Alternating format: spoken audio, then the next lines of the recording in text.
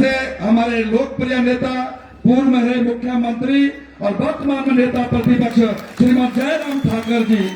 जयराम ठाकुर को जय श्री राम। हाथ बढ़ाकर जयराम ठाकुर को जय श्री राम जी।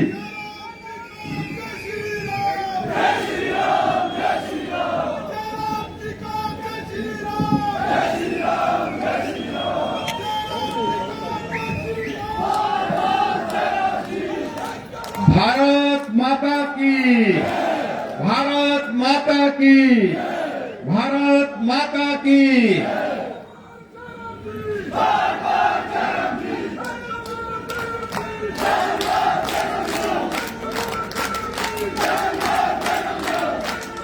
आज के इस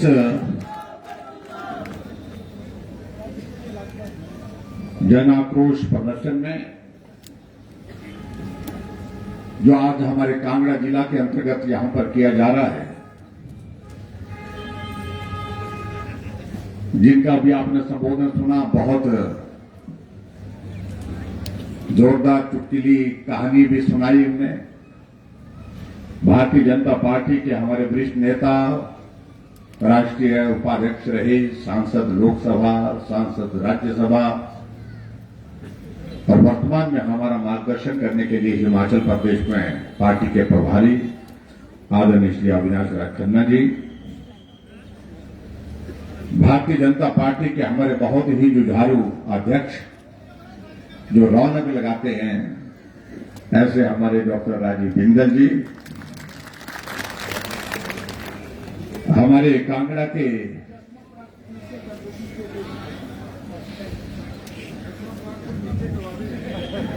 नहीं जसवंत रायपुर तो ऊपर है, सिर्फ तख्ती नीचे की है थोड़ी।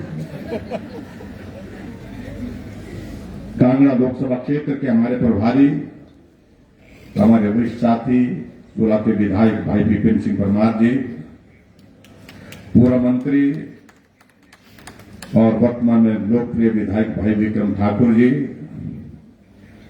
हमारे बीच में लोकप्रिय विधायक श्री पवन काजल जी, पूर्व में मंत्री रही सरवीन चौधरी जी, पूर्व में मंत्री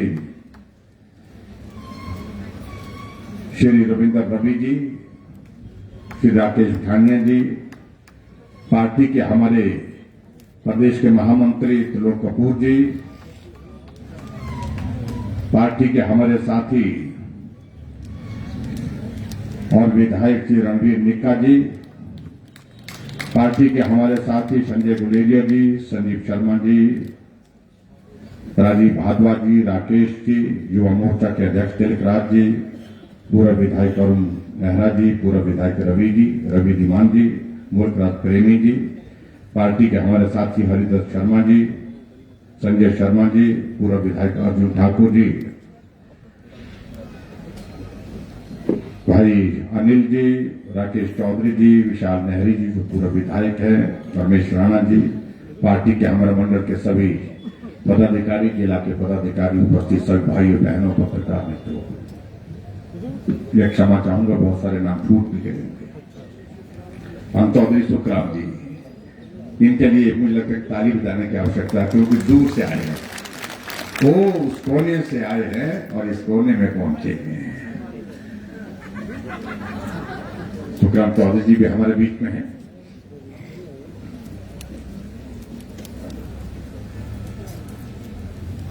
आज की इस जन आक्रोश रैली में आप सब लोग बहुत ऊर्जा के साथ, जोश और जुनून के साथ यहां पर शामिल हुए।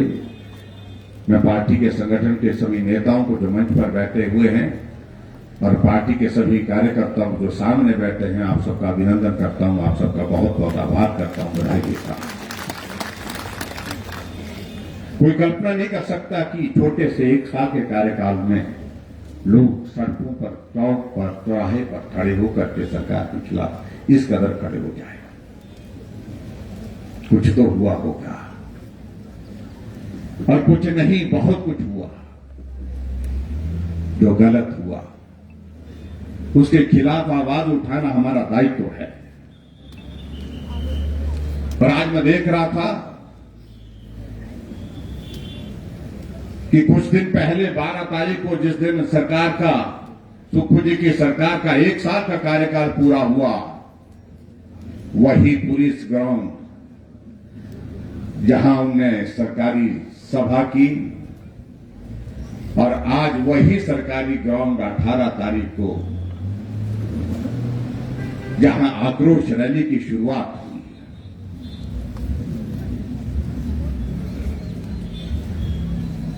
सबसे बड़ी बात, एक चीज को वहां पर देख सकते हैं कि 12 तारीख के वो जश्न, जिसका जश्न उन्होंने कहा कि जश्न मना रहे हैं 1 साल के कार्यकाल का,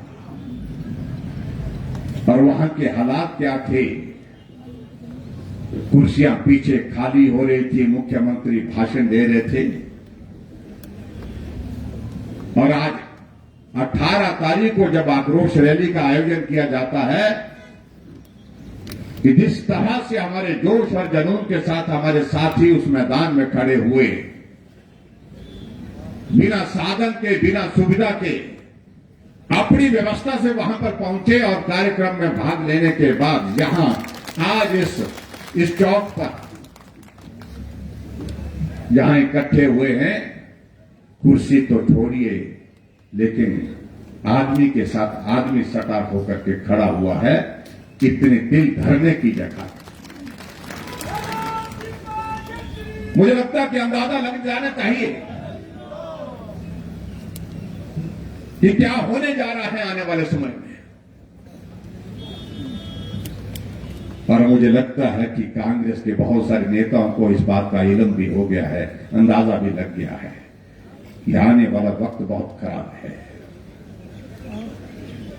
अभी जो जश्न मनाने की बात चली कांग्रेस के 1 साल के कार्यकाल की, कांग्रेस के कुछ नेताओं ने कहा कि जश्न मनाए तो मनाए, कि इस बात का काम तो एक नहीं हुआ,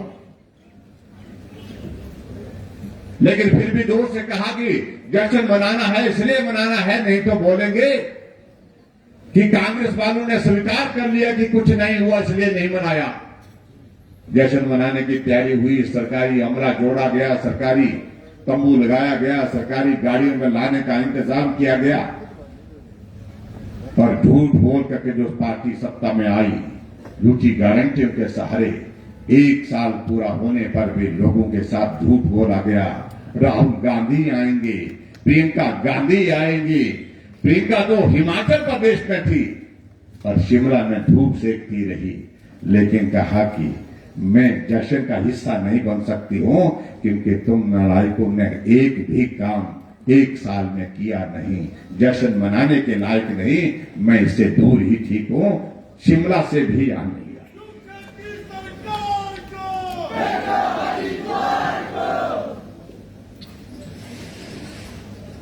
लोग इस बात को लेकर के हैरान थे कि जश्न की बात कही जा रही है। फिर कुछ लोगों ने कहा कि जश्न इसलिए मनाया जा रहा है कि भाई जैसे कैसे 1 साल तो निकल गया, उम्मीद नहीं थी।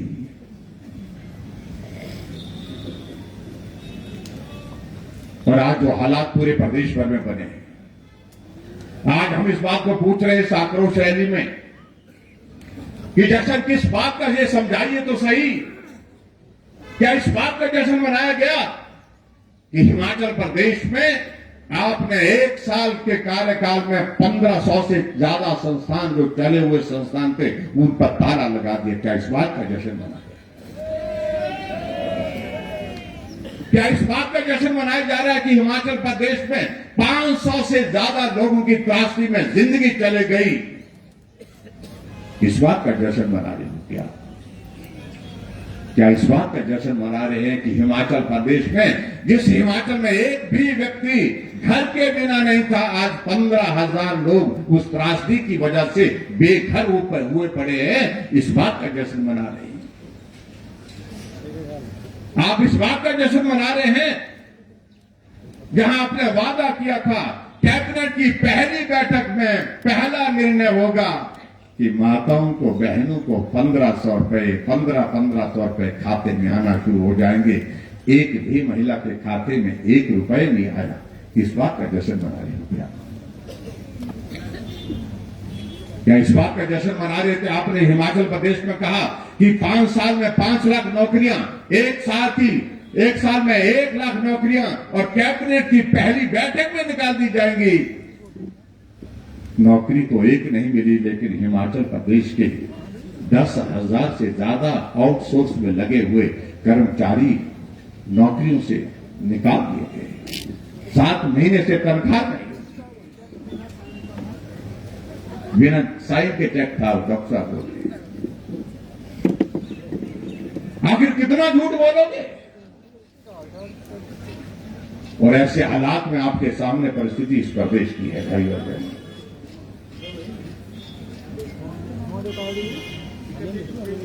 हमने भी त्रासदी का दौर देखा, 2 साल तक कोविड का दौर रहा, लेकिन उसके बावजूद भी काम हो रहा था। सड़क का काम चला हुआ था, पुलों का काम चला हुआ था, स्कूल के भवन का काम चल रहा था, कॉलेज का भवन बन रहा था, हॉस्पिटल का भवन बन रहा था, चारों तरफ विकास हो रहा था। लेकिन आज चारों तरफ बंद, सब कुछ बंद। आप हिमाचल प्रदेश में हालात देख रहे हैं। 6 महीने बाद इस बात में गीत गाते गुजार दिए, जयराम ने लोन लिया, जयराम ने लोन लिया, जैसे कि मैंने ही लिया, आज से पहले कभी लिया ही नहीं। जयराम ने इतने 17,000 करोड़ रुपए का ऋण हमारे ऊपर चढ़ा दिया, जैसे कि वो जब 2017 में उनकी सरकार गई थी, वीरभद्र सिंह जी सत्ता से बहाल हुए थे, उस वक्त हमको जो है वो नो ड्यूज सर्टिफिकेट दे करके गए थे। 50,000 करोड़ रुपए का ऋण छोड़ करके गए थे हमारे ऊपर। 38,500 करोड़ रुपए की देनदारियां हमने अपनी सरकार के दौरान हमने उनकी अदा की। और फिर भी मैंने विनम्रता के साथ कहा, सुक्खू भाई, अगर जयराम से गलती हो गई है ऋण लेने की, तुम मत करिए, आप मत लीजिए ना। अगर जयराम ठाकुर ने ऋण लिया तो सड़कें बनी। हिमाचल के इतिहास में 5 साल का रिकॉर्ड भारतीय जनता पार्टी की पूर्व सरकार के नाम पर है, जहां 4,700 किलोमीटर सड़क हिमाचल प्रदेश में हमने बना करके दिखाया। कभी नहीं बनी इतनी लंबी सड़कें। लेकिन आप किस बात के लिए ऋण ले रहे हैं? काम तो बंद है। ऋण इसलिए ले रहे हैं, सीपीएस बनाती है। ऋण इसलिए लिया है कि एडवाइजर्स बनाती है, ओएसटी बनाती है। ऊपर वाली मंजिल में एडवाइजर अलग से है, नीचे वाली मंजिल में एडवाइजर अलग से। इस दरवाजे के उस तरफ जाते हैं तो वहां अलग एडवाइजर बैठे हैं। और ओएसडी तो इस कदर बना दिए कि मालूम नहीं, अब गिनती नहीं। हमने पूछा कांग्रेस के किसी नेता को कितने ओएसडी, बोलते पता नहीं, ये तो साहब को ही पूछो। ये तो हालात हिमाचल प्रदेश में है। और आज हिमाचल प्रदेश के एक कोने से दूसरे कोने तक जो है वो होर्डिंग लगे हैं, काम ढीले का नहीं हुआ। लेकिन दौर कौन सा? नया दौर, व्यवस्था परिवर्तन, व्यवस्था परिवर्तन। किस तरह की व्यवस्था को परिवर्तन कर रहे हैं? न आपकी पार्टी के लोग समझ पा रहे हैं, न आपकी पार्टी के नेता समझ पा रहे हैं इस व्यवस्था परिवर्तन के नारे को, और ना ही जनता समझ पा रही है, ना हम समझ पा रहे हैं।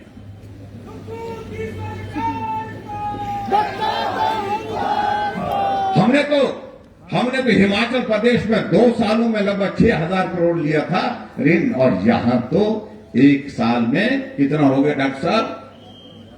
14,000 करोड़ रुपए ऋण हो गया। 14,000 करोड़। क्या होगा आने वाले समय में?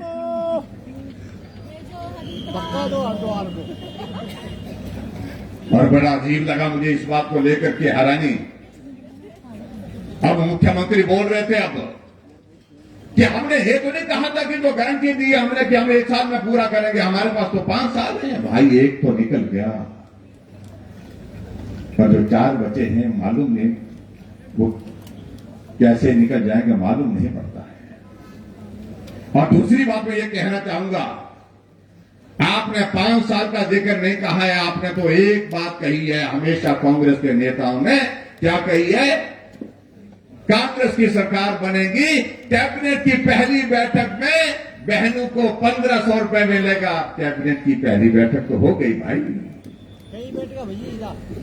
कहा कि कैबिनेट की पहली बैठक में 1 लाख नौकरियां निकाल दी जाएंगी, एक व्यक्ति को नौकरी नहीं मिली।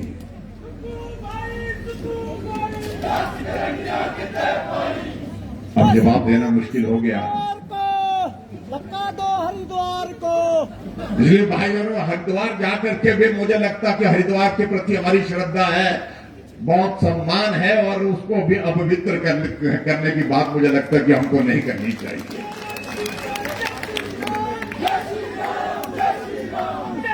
और वहां जाकर के भी पाप नहीं धुलेंगे।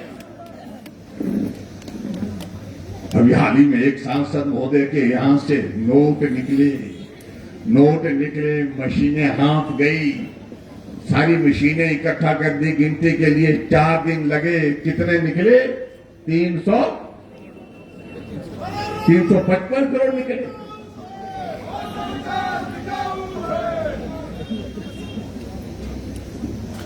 मुझे मालूम नहीं आंकड़ा कितना, 300 से 350 से ऊपर गया है, 350 करोड़ से ऊपर का।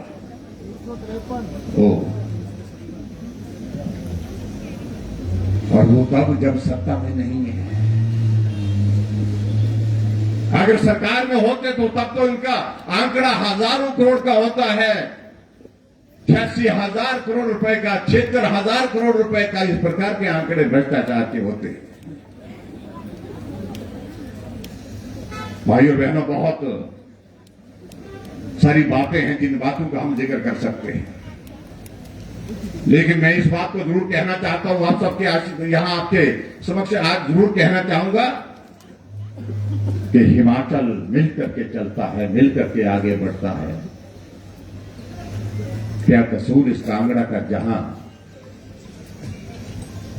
15 में से कितने विधायक कांग्रेस के हैं? 10 हैं।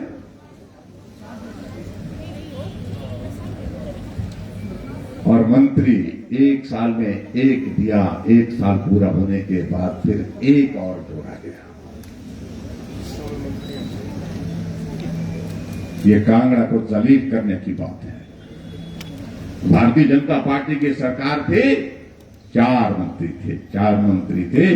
कांगड़ा के सम्मान के प्रति जो है वो अनुरूप जो है वो हिस्सा दिया गया था सरकार में। और मुझे इस बात को लेकर के जो अभी नए मंत्री बने हैं, उन्होंने अभी स्टेटमेंट दी कि कांगड़ा का हिस्सा पूरा हो गया, कांगड़ा का शेयर पूरा हो गया। आपको तो हुआ होगा, लेकिन कांगड़ा का नहीं हुआ होगा। चलो, कांगड़ा को तो 2 मंत्री मिल गए, इधर मंडी वालों का हाल तो पूछो।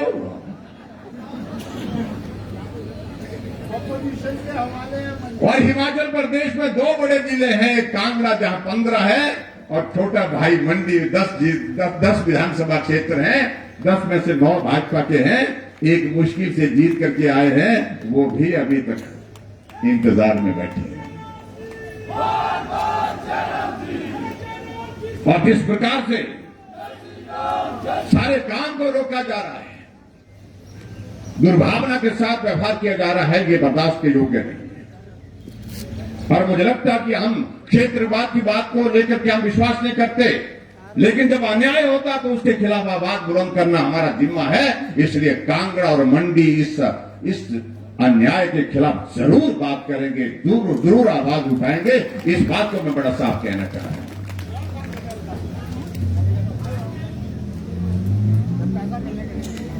छोड़ डाल रहे थे कि अभी जिस दिन गिनती थी, वोट की गिनती थी, कितनी तारीख को गिनती थी? अभी थी गिनती 4 राज्यों की 3 तारीख को विधायक दल की बैठक बुला दी गई शिमला में। कांग्रेस वालों ने जश्न का इंतजाम कर दिया, ढोल नगाड़े जो है लगा करके जमा करके रख दिए गए कि सरकारें बनेंगी।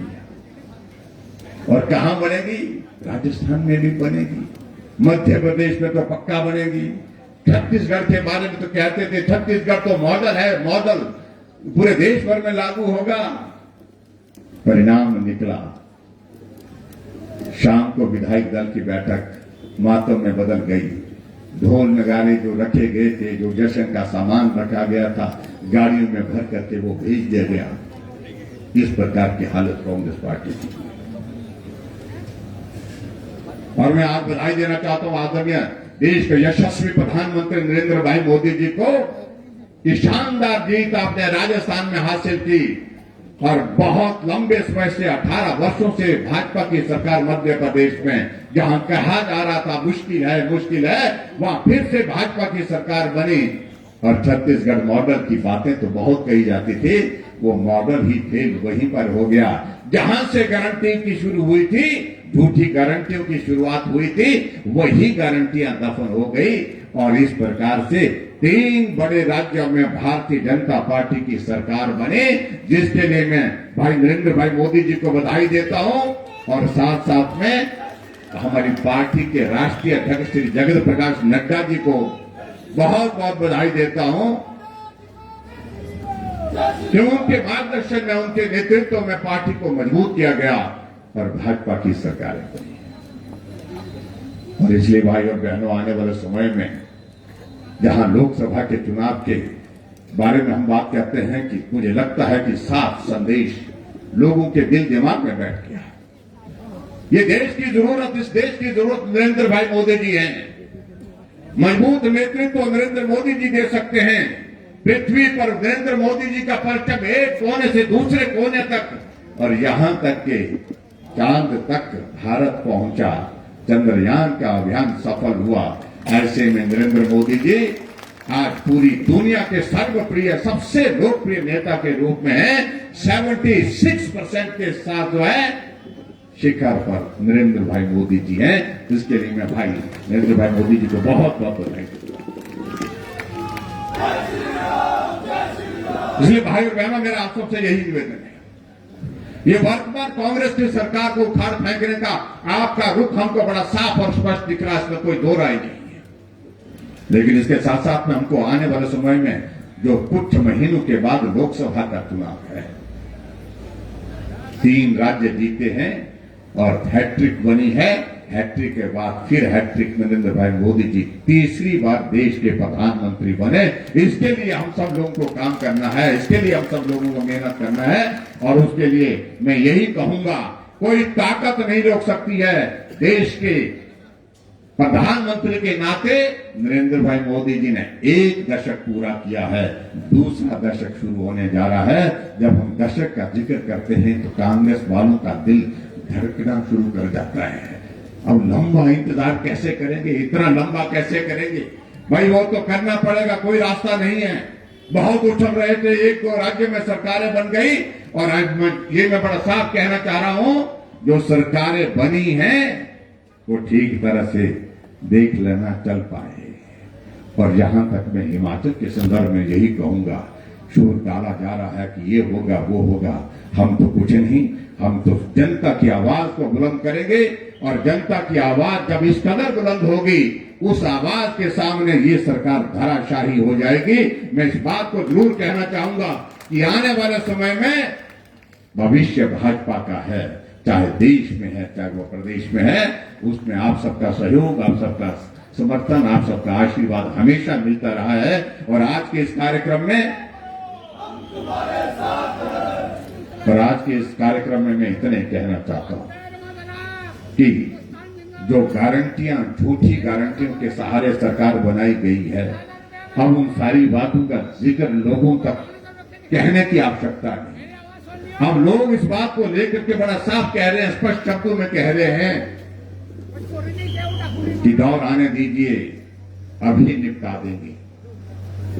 गोबर की झूठी गारंटी, दूध की गारंटी और सारी बातों को लेकर मैं एक बात जरूर कहना चाहता हूं, आज देश में गारंटी के नाम पर सिर्फ एक व्यक्ति, एक नेता की गारंटी मान्य है और उस गारंटी को पूरा करने की गारंटी भी है और वो है नरेंद्र भाई मोदी जी।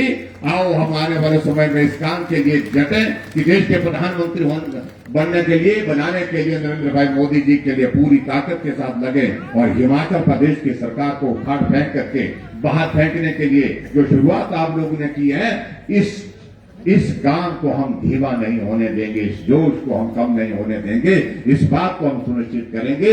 इतनी बात कहते हुए आज के इस कार्यक्रम में आप बड़ी संख्या में यहाँ पर आए, आप सभी का बहुत अभिनंदन, आप सबका बहुत बहुत धन्यवाद। और मंच पर हमारे साथी जितने भी बैठे हैं, पार्टी के संगठन के, पार्टी के नेता, सबका मैं धन्यवाद करता हूं कि आप लोगों ने इस कार्यक्रम को सफल बनाया।